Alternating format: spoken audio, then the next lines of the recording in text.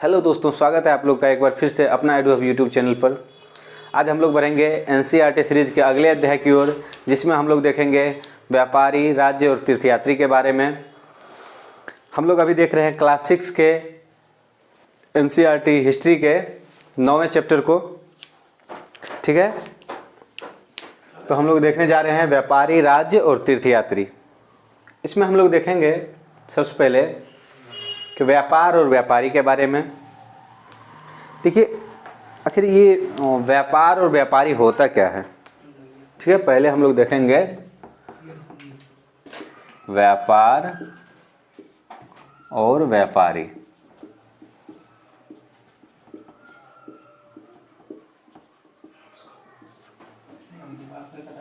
अच्छा, हम लोग सपोज मान लीजिए कि गांव में कोई किसान है, उसने एक बार खेती किया और मान लीजिए उसने 10 क्विंटल गेहूं उपजाया। ठीक है, 10 क्विंटल गेहूं का उपज हुआ उसको इस साल। ठीक, अब वो किसान क्या करेगा, अपने खाने भर का मतलब 5 क्विंटल अपने खाने भर का रख लिया। ठीक, अब ये 5 क्विंटल किसान एक दुकानदार से बेच देगा। गांव में जो दुकानदार होता है उससे सेल आउट कर देगा। तो यहाँ एक ये दुकानदार है, शॉप है, इससे बेच दिया। ठीक, देखिए गौर से समझिएगा। अब ये दुकानदार क्या करेगा, इस तरीके से बहुत सारे किसान से जो है लेगा, खरीदेगा। ठीक, अब इसको एक बड़े से गाड़ी पे लाद के दुकानदार जो है बड़े बाजार में ले जाएगा। क्या करेगा, बड़े बाजार में ले जाएगा इसको। ठीक है, और यहाँ जाके दुकानदार जो है थोड़ा प्रॉफिट पे, मान लीजिए यहाँ पे किसान अगर दुकानदार से 14 रुपये पर केजी के हिसाब से गेहूँ अगर बेचता है, तो दुकानदार क्या करेगा, बड़े बाजार में जाके इसको 16 रुपये पर केजी 2 रुपये मुनाफा पे बेच देगा। ठीक है, अब यहाँ से ये क्या करेगा, यहाँ से ये अपने दुकान के लिए बिस्किट लाएगा बड़े बाजार से। ठीक है, बिस्किट लाएगा, दाल लाएगा, मतलब किसान जहाँ रहता है वहाँ ओनली जो है गेहूँ, चावल, मक्का की खेती होता है, दाल की खेती अगर नहीं होता होगा तो वहाँ से वो दाल लाएगा, जो चीज़ उसका वहाँ पे सेल आउट हो जाए। ठीक, मसाला लाएगा।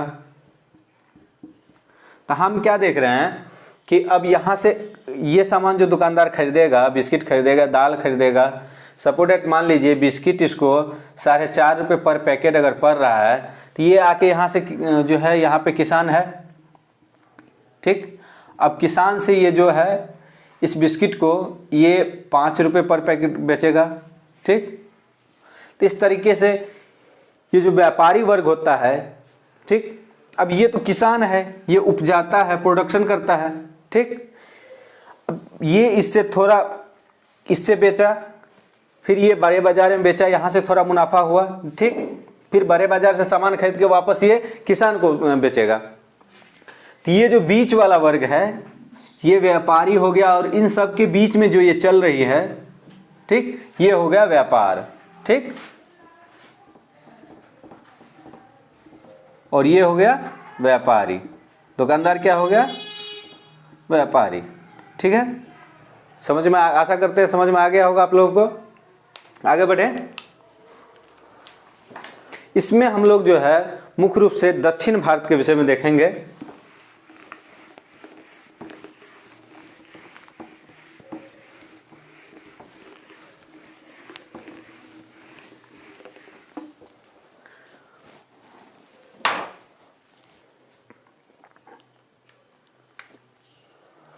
दक्षिण भारत में जो है सोना, कीमती पत्थर, मसाला, काले मिर्च, ये सब चीज़ें जो है बहुत ज़्यादा पॉपुलर था, बहुत ज़्यादा मात्रा में पाया जाता था।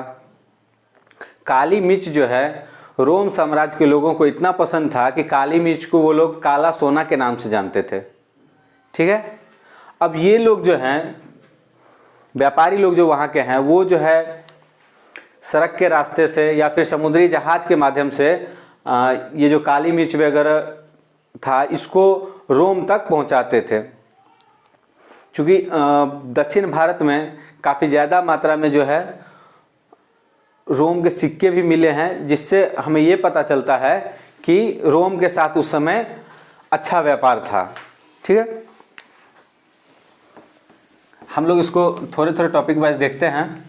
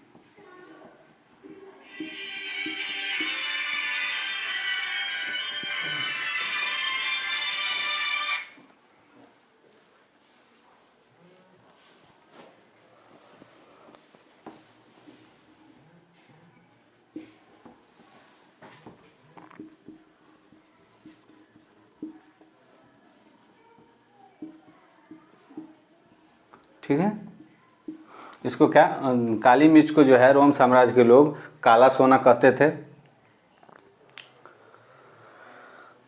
अब इसमें देखेंगे हम लोग कि ये जो व्यापारी हैं ये समुद्री रास्ते से भी जाते थे और सड़क मार्ग से भी जाते थे। अब जो व्यापारी समुद्री रास्ते से जाते थे तो वो जो है वेट करते थे कि हवा के रुख का, ठीक मौसम का इंतज़ार करते थे कि हवा का रुख जो है उस दिशा में होगा तो हम जो है अपने जो मजबूत जहाज़ बनवाते थे उस जहाज़ से निकलेंगे। क्योंकि हवा का रुख अगर सही दिशा में होगा तो वो जो है जल्दी अपने डेस्टिनेशन तक पहुंच जाएंगे।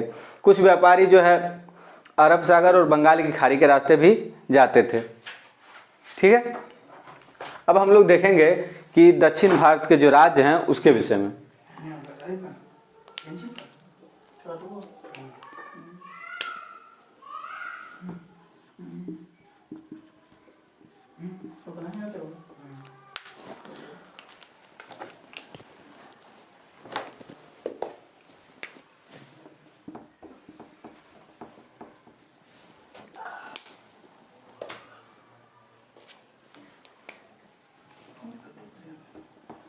यहाँ दक्षिण भारत के जो राज्य थे यहाँ पे बहुत ज़्यादा मात्रा में पहाड़ी पठारी और नदियों का मैदान है, जिसमें जो है कावेरी नदी का मैदान काफ़ी उपजाऊ था।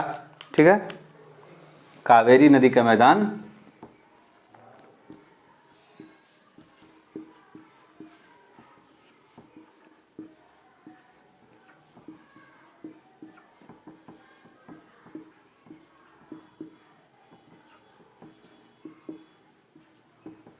बहुत उपजाऊ था। हम लोग देखेंगे दक्षिण भारत के क्षेत्र में जो है वहाँ के जो शासक थे उन शासक के परिवार के मुखिया को एक शब्द से पुकारा जाता था, मूवेंदार। ठीक है, अब उसके विषय में हम लोग देखेंगे, जिसका चर्चा जो है संगम कविताओं में हमें मिलता है। तो हम लोग मूवेंदार शब्द को देखेंगे। फिलहाल आप लोग इसको नोट डाउन कर लें, उसके बाद हम लोग हाइड करके आगे बढ़ेंगे।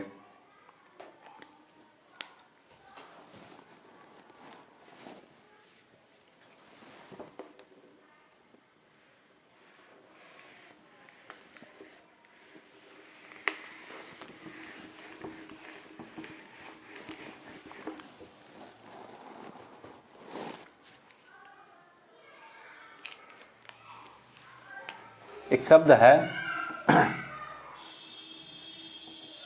मूवेंदार, जो दक्षिण भारत के 3 शासक थे, चोल, चेर और पांड। उन शासक परिवार के मुखियाओं के लिए इस शब्द का प्रयोग किया जाता था। ठीक है,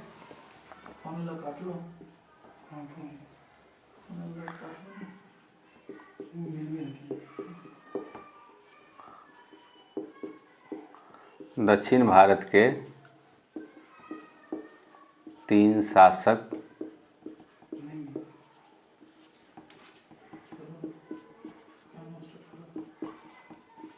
परिवार के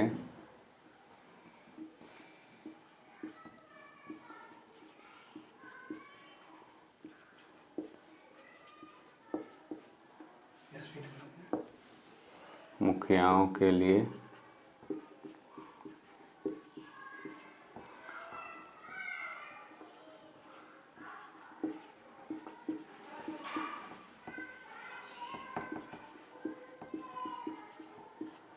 मूवेंदार शब्द का प्रयोग किया जाता था। ठीक है, वे हैं कौन कौन हैं? चोल, चेर और पांड। ठीक है, ये 3 शासक थे जिनके परिवार के मुखियाओं के लिए मूवेंदार शब्द का प्रयोग किया जाता है। मूवेंदार शब्द की चर्चा हमें संगम कविताओं में मिलती है। इसमें हम लोग देखेंगे कि ये जो चोल, चेर और पांड थे, तो पहले चूंकि हम लोगों ने देखा था कि जो दक्षिण भारत का क्षेत्र था वहाँ से जो है सोना, काली मिर्च, मसाला और जो कीमती पत्थर हैं वो बहुतायत मात्रा में मिले हैं। और जो है कावेरी नदी का जो क्षेत्र मैदानी भाग था वो जगह जो है काफ़ी उपजाऊ था, इसलिए ये तटीय क्षेत्र के जो भी राजा हुआ करते थे वो बहुत ही धनवान और शक्तिशाली हुआ करते थे। ठीक है, अब ये जो चोल, चेर और पांड हैं, इनकी दो जो है सत्ता केंद्र थे। ठीक, एक जो है तटीय क्षेत्र में रहता था और दूसरा जो है अंदरूनी हिस्से में रहता था। सपोज दैट मान लीजिए ये अपना भारत हो गया, ठीक, ये इसका दक्षिणी क्षेत्र हो गया। ठीक है, ऐसे ही देखेंगे ना, ये हो गया अपना नॉर्थ, साउथर्न। ठीक, तो हम लोग साउथर्न इंडिया की बात कर रहे हैं, तो ये दक्षिणी क्षेत्र की बात कर रहे हैं। तो यहाँ जो है एक शासक मान लीजिए यहाँ तटीय क्षेत्र में एक अपना सत्ता स्थापित करेगा, अपना केंद्र बनाएगा और एक इंटरनल पार्ट में बनाएगा। ठीक है, इसमें होता क्या था, इससे फायदा कि ये जो व्यापार करते थे, ठीक है, अब जो बाहरी व्यापार होगा, जैसे मान लीजिए यहाँ से कोई सामान रोम को भेजना है, तो इन व्यापारी से भी ये उस पर भी नज़र रखते थे, इससे भी कर लिया करते थे। ठीक, और जो इंटरनल व्यापार होगा उस पर भी नज़र रखते थे। ठीक है, इसमें जो है इन 6, चूँकि 3 है और 2 सत्ता केंद्र रखे हुए थे, टोटल 6 सत्ता केंद्र हुआ, उसमें 2 जो है बहुत महत्वपूर्ण था।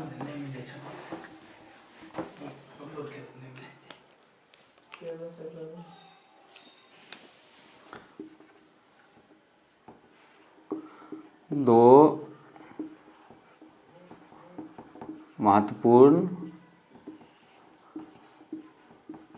सत्ता केंद्र जो है, जिसमें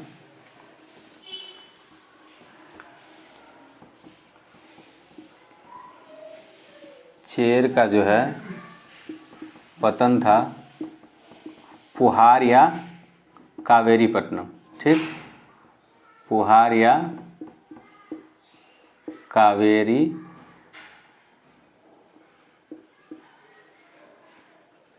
पट्टनम। ठीक, और दूसरा था पांड की राजधानी मदुरै।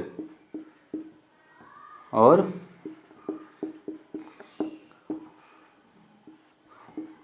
पांड की राजधानी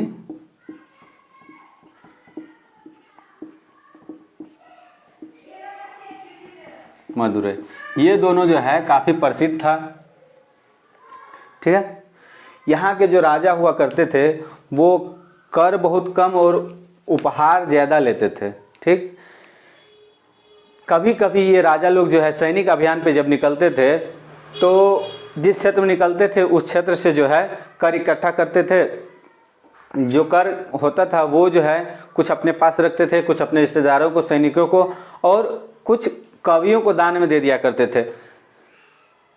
अब जिस कवि को ये लोग दान में देते थे धन जवाहरात या सोने वगैरह, कभी कभी घोड़े वगैरह भी दान में दिए जाते थे, तो उन कवियों से ये लोग अपेक्षा करते थे कि वे कवि इन राजा के बारे में अच्छी अच्छी प्रशंसा लिखें।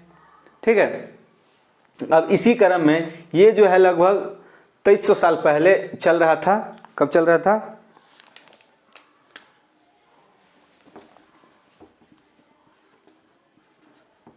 2300 साल पहले। ठीक है, 2300 साल पहले जो है दक्षिण भारत में चोल, चेर और पांड्य का शासन था। अब हम लोग देखेंगे इसी क्रम में कि लगभग इसके 200 साल बाद, मतलब 2100 साल पहले के आसपास जो है पश्चिम भारत में सातवाहन शासक का शासन स्थापित हो जाता है, जिसमें सातवाहन शासक में प्रमुख शासक गौतमीपुत्र श्री सतकर्णी था।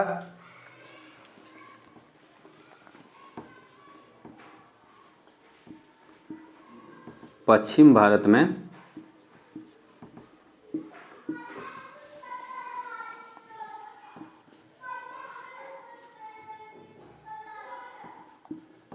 सातवाहन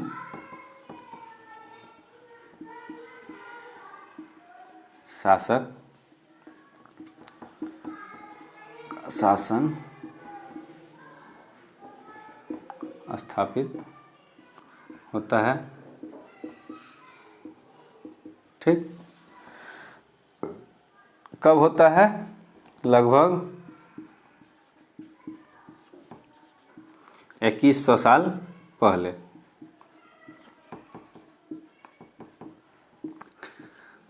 ठीक है, जिसमें जो है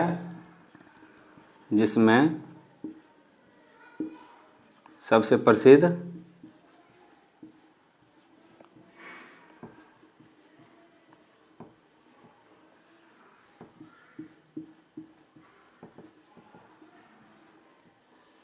गौतमीपुत्र श्री सतकर्णी था। ठीक है, अब गौतमीपुत्र श्री सतकर्णी के बारे में हमें कैसे पता चलता है? इसकी माँ जो थी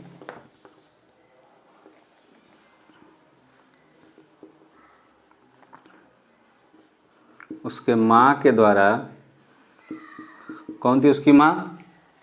गौतमी बलश्री।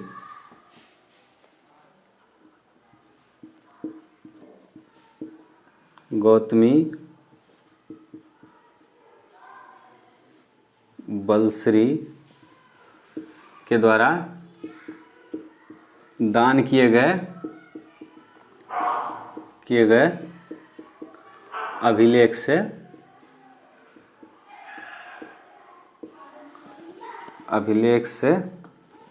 ठीक है, पश्चिम भारत में जो है सातवाहन शासक का शासन स्थापित होता है। कब? लगभग 2100 साल पहले, जिसमें सबसे प्रसिद्ध जो है गौतमीपुत्र श्री सतकर्णी रहते हैं। उसकी माँ गौतमी बलश्री के द्वारा दान किए गए अभिलेख से इसके बारे में हमको जानकारी मिलती है।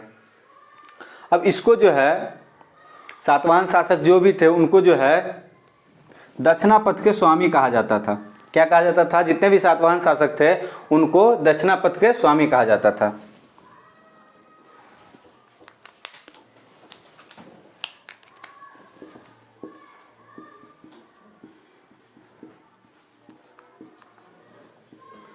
दक्षिणापथ के स्वामी। ठीक है। दक्षिणा पथ का मतलब हुआ दक्षिण की ओर जाने वाला रास्ता।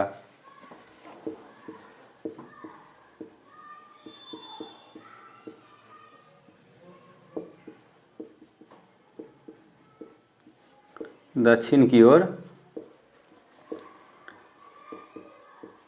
जाने वाला रास्ता, ठीक है। इसमें हम लोगों ने अभी तक देखा कि दक्षिण भारत के 3 शासक के बारे में कौन कौन थे, चोल, चेर, पांड। तीनों शासक के जो है 2-2 सत्ता केंद्र थे, जिसमें जो है इस 6 सत्ता केंद्र में 2 सत्ता केंद्र बहुत महत्वपूर्ण था। जो है चेर का जो बंदरगाह था पुहार या कावेरीपट्टनम, और दूसरा पांड की राजधानी मदुरै। ये कब हो रहा था? 2300 साल पहले की बात है, ठीक। उसके बाद हम लोगों ने देखा कि पश्चिम भारत में जो है सातवाहन शासक का शासन स्थापित हो जाता है। कब? 2100 साल पहले, जिसमें सबसे प्रसिद्ध गौतमीपुत्र श्री सतकर्णी था। गौतमीपुत्र श्री सतकर्णी के बारे में हमें जो है उसकी माँ गौतमी बलश्री के द्वारा दान किए गए अभिलेख से जानकारी मिलती है। सातवाहन जितने भी शासक थे उनको दक्षिणापथ के स्वामी कहा जाता था। दक्षिणापथ का मतलब होता है दक्षिण की ओर जाने वाला रास्ता, ठीक है। इसको नोट डाउन करिए, फिर आगे हम लोग देखते हैं।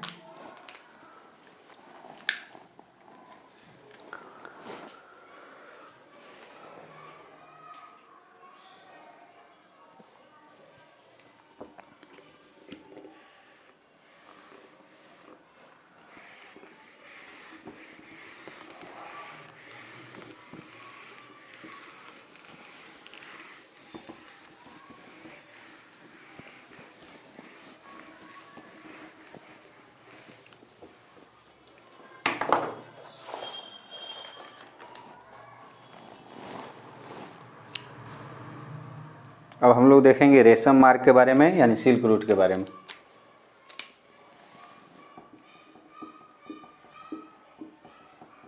रेशम मार्ग या सिल्क रूट, ठीक है। सिल्क रूट, ठीक है। इसके बारे में हम लोग देखेंगे। देखिए, रेशमी कपड़ा जो है काफ़ी चमकीले और मुलायम होते हैं, कीमती भी होता है। इसलिए जो है लोग रेशमी कपड़ा को बहुत ज़्यादा पसंद करते हैं। ये काफ़ी महंगा होता है, क्योंकि इसको बनाने में जो है काफ़ी ज़्यादा परिश्रम करना पड़ता है। सबसे पहले जो है रेशम के कीट से रेशम निकाला जाता है, उसके बाद सूत कटाई करके कपड़ा बनाया जाता है, ठीक है। रेशम का जो है आविष्कार लगभग 7000 साल पहले, रेशम कपड़ा बनाने का खोज जो है 7000 साल पहले चीन में हुआ था, ठीक है।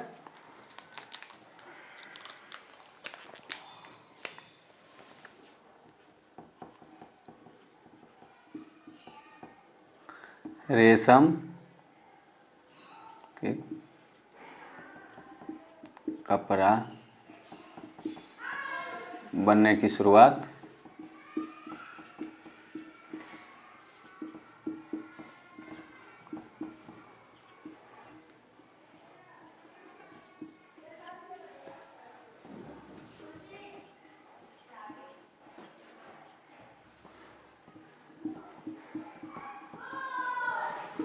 सात 7000 साल पहले चीन में हुआ था, ठीक है। अब ये चाइना वाले तो शुरू से ही आपको पता है, इसने क्या किया कि कई हजार वर्ष तक जो है इस खोज को अपने पास छुपाए रखा। अब ये जब कहीं जाता था, मान लीजिए या तो पैदल जाएगा, ठीक, या फिर घोड़ा वगैरह से जाएगा, ऊँट वगैरह से जाएगा, तो ये जो है अपने साथ रेशम का कपड़ा ले जाया जाता था, और जिस रूट से ये जाता था उसी को जो है सिल्क रूट कहा जाता था, ठीक है। बाद में ये जो है पश्चिम और मध्य एशिया के कुछ भागों में जो है इसका चलन शुरू हुआ। ये जो है ईरान और मध्य एशिया के जो है शासक थे, उनको जो है उपहार स्वरूप रेशम के कपड़े भेंट करने लगे, ठीक है। तो इस तरीके से क्या हुआ कि लोग धीरे धीरे रेशम कपड़े जो है काफ़ी पॉपुलर हो गए। रोम के शासक जो है इस तरह के कपड़ों को पहनते थे, वहाँ के जो धनी लोग हैं ऐसे कपड़ों को पहनते थे।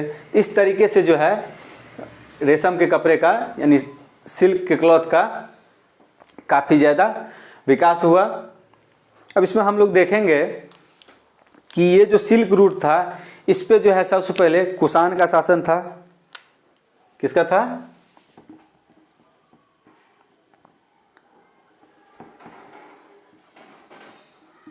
सबसे पहले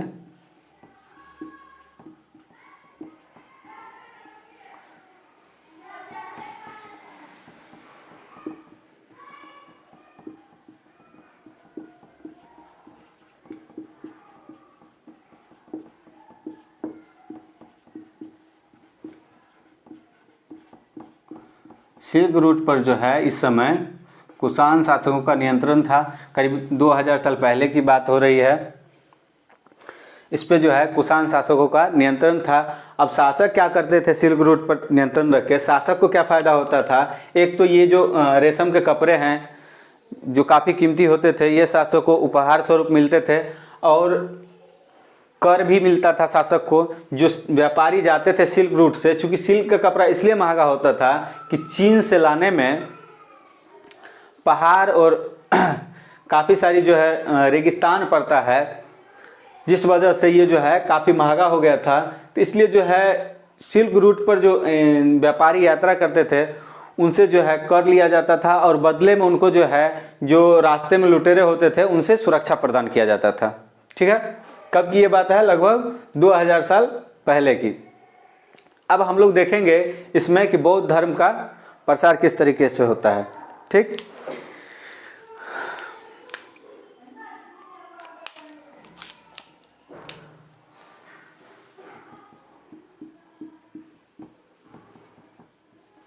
बौद्ध धर्म। ठीक है, कुषाण शासकों में सबसे प्रसिद्ध जो है कनिष्क था। ठीक,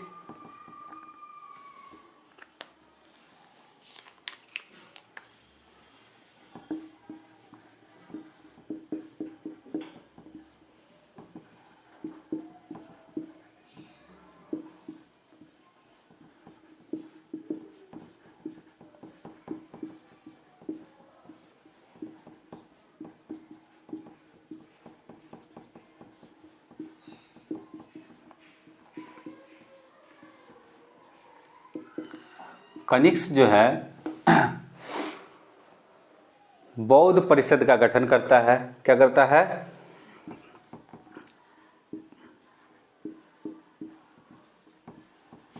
बौद्ध परिषद का गठन करता है। ठीक है, इसमें जो है उनके जो दरबारी कवि होते हैं या विद्वान होते हैं वो एक दूसरे से वाद विवाद करते हैं, सलाह मशविरा करते हैं, चर्चा परिचर्चा करते हैं। ठीक है, बौद्ध परिषद में। अब जो बौद्ध चरित्र या बुद्ध के जीवनी की जो रचनाकार है अश्वघोष, वो भी जो है कनिष्क के दरबारी कवि ही थे, कनिष्क के दरबार में ही थे।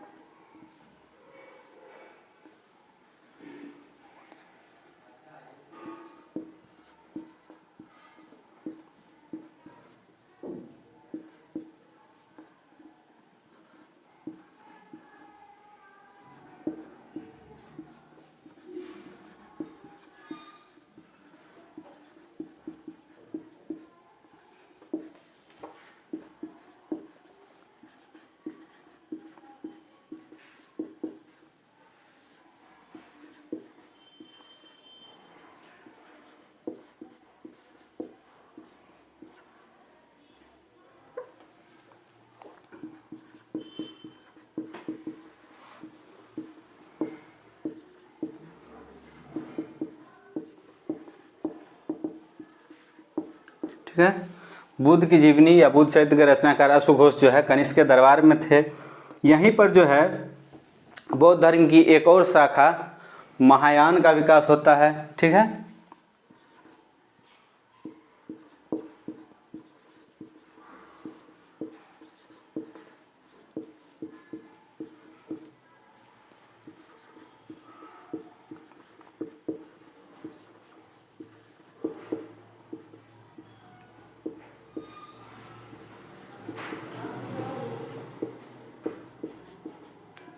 ठीक है।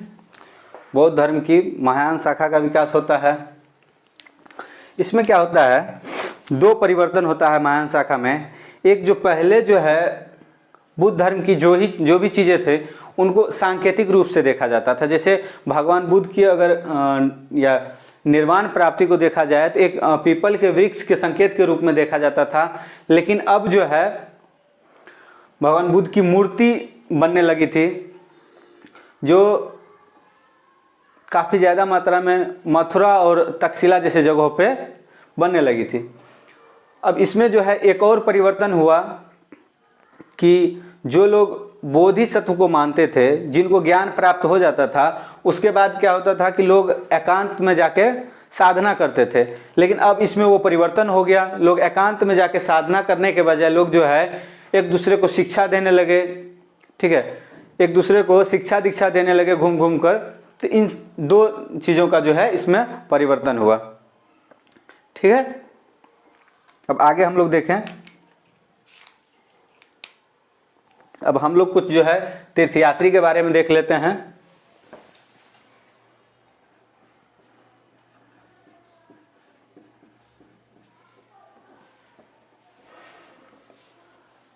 ठीक है, तीर्थयात्री वे होते हैं जो प्रार्थना स्थल जो भी होता है उनको देखने आते हैं, घूमने आते हैं। जैसे हम लोग अगर कहें कि हम लोग जो है केदारनाथ जा रहे हैं, क्या मतलब केदारनाथ की यात्रा पे जा रहे हैं, मतलब तीर्थ यात्रा को जा रहे हैं, केदारनाथ को देखने जा रहे हैं। तो वैसे ही जो है बौद्ध धर्म के जो मठ हैं, जो विहार थे, उनको देखने के लिए बाहर से लोग आया करते थे, बाहर से तीर्थयात्री आया करते थे। ये तीर्थयात्री आते कैसे थे? अब मान लीजिए यहाँ पे तो बाहर से व्यापारी आ ही रहे थे। जैसा कि हम लोगों ने देखा दक्षिण भारत में जो है सोना, मिर्च, मसाला, काली मिर्च, ये सब चीज़ें जो है बहुत ज़्यादा मात्रा में होता था। जो व्यापारी हैं वो रेशम के कपड़े लेकर भी अपने यहाँ आया करते थे। तो इस तरीके से उन व्यापारियों के साथ जो है ये लोग चले आते थे। ठीक है, इसमें हम लोग मुख्यतः 3 तीर्थयात्रियों को देखेंगे।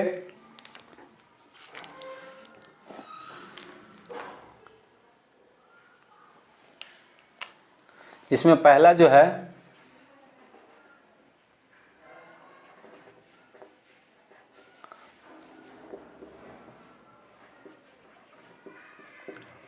अब फाहसियन जो है एनसीईआरटी में लिखा हुआ है, लेकिन अगर ज़्यादातर चीज़ें जो है हम लोग जब पढ़ते हैं फाहियान पढ़ते हैं। ठीक, तो ये स्व को जो है ह पढ़ते हैं। ठीक, इसी तरह से एक और चीनी यात्री था। ये सब जो है बौद्ध धर्म के बारे में ही जानने के लिए आया था। यहाँ जितने भी चीनी यात्री हुए तीनों को तीनों जो है बौद्ध धर्म के बारे में जानने के लिए भारत आया था। ठीक है, अब एक हैं स्वयंसम। ठीक है,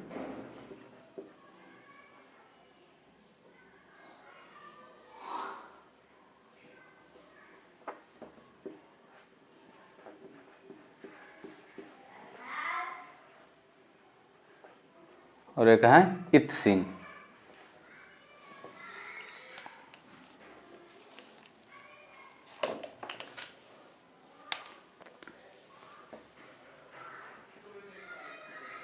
ठीक है, ये 3 जो है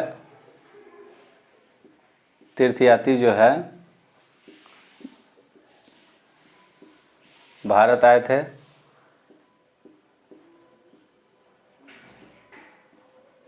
ठीक है, अब ये तीनों तीर्थयात्री जो आए भारत, तो यहाँ पे इन लोगों ने जो जो चीज़ें देखा उसके बारे में वर्णन किया, जहाँ जहाँ घूमा उसके बारे में लिखा और लिख के अपने साथ चीन ले गए। वहाँ पे फिर उसका जो है संस्कृत में अनुवाद किया। ठीक है, अब ये जो है लगभग मार्कर वह गड़बड़ आ गया है सब।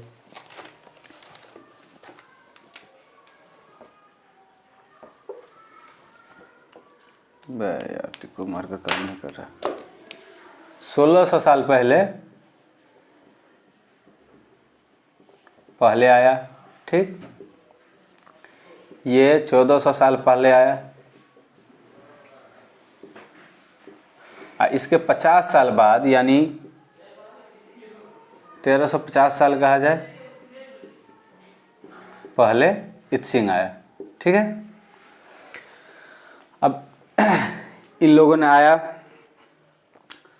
तो ये जो है फाहियान, ये अपनी यात्रा वृत्तांत में वर्णन करते हैं। जब ये वापस लौटता है तो ये जो है बंगाल से जो है एक व्यापारी के जहाज पे चढ़ता है और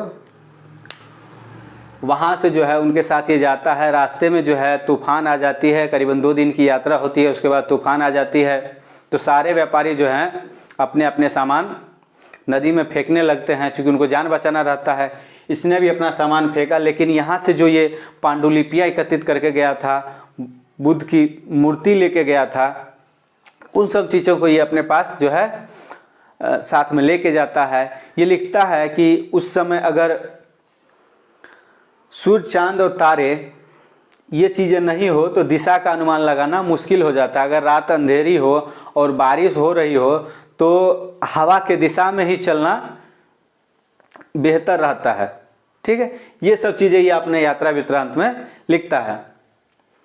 ये जो है नालंदा के बारे में भी बताता है, जो बौद्ध शिक्षा का उस समय प्रमुख केंद्र था। उसके विषय में ये बताता है कि नालंदा में जो है बहुत बुद्धिजीवी और विद्वान शिक्षक वगैरह रहते हैं, जो बुद्ध की के बारे में जानकारी देते हैं, उनकी शिक्षा को आगे बढ़ाते हैं, प्रचार प्रसार करते हैं। दूर दूर से लोग जो हैं अपनी शंकाओं को दूर करने के लिए वहाँ आते हैं। वहाँ जो है पहले द्वारपाल होता था, गेटमैन होता था, उससे पहले मिलना होता था। द्वारपाल उनसे पहले क्वेश्चन पूछता था, अगर वो सारे क्वेश्चन का सही से जवाब देता था तो ही द्वारपाल उसे अंदर जाने देता था। ऐसा कहा जाता था, ये लिखते हैं अपनी यात्रा वृत्तांत में, कि 10 में से 7-8 लोग जो है जवाब नहीं दे पाते थे। कहने का मतलब हुआ कि सिर्फ 2 से 3 लोग ही अंदर जा पाते थे। तो ये सारा चीज़ वर्णन इसमें करता है ये। अब ये जो है ह्वेनसांग जो है ये सड़क के रास्ते से वापस चीन जाता है। ठीक, जब ये सिंधु नदी पार कर रहा होता है, कहता है कि ये जो है 600 पांडुलिपियाँ ले गया था और कुछ बुद्ध की मूर्ति वगैरह भी ले गया था।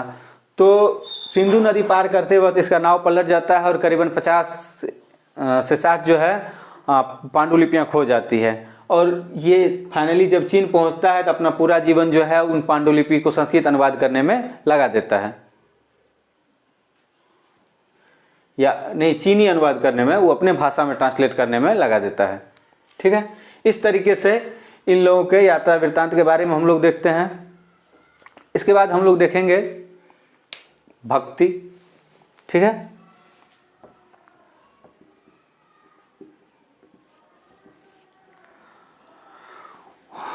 इस समय जो है मुख्य रूप से काफ़ी ज़्यादा देवी देवताओं का पूजा का चलन था। आडंबर युक्त पूजा बहुत कम होते थे। लोग जो है श्रद्धा भाव से पूजा करते थे, जिसमें भगवान शिव, दुर्गा आदि चीज़ों का पूजा किया जाता था। इसमें जो है पूजा करने के मार्ग को दिखाया गया है, जिसमें ये जो है भगवत गीता की ओर इशारा करते हैं, जिसमें हम लोग देखते हैं कि भगवान कृष्ण जो है किस तरीके से अपने मित्र अर्जुन को बताते हैं कि तुम सारे संसार का मोह माया छोड़ के मेरे शरण में चले आओ। ठीक, मैं तुम्हारे बुराइयों को दूर करूंगा। उस चीज़ों को इसमें जो है दिखाया गया है।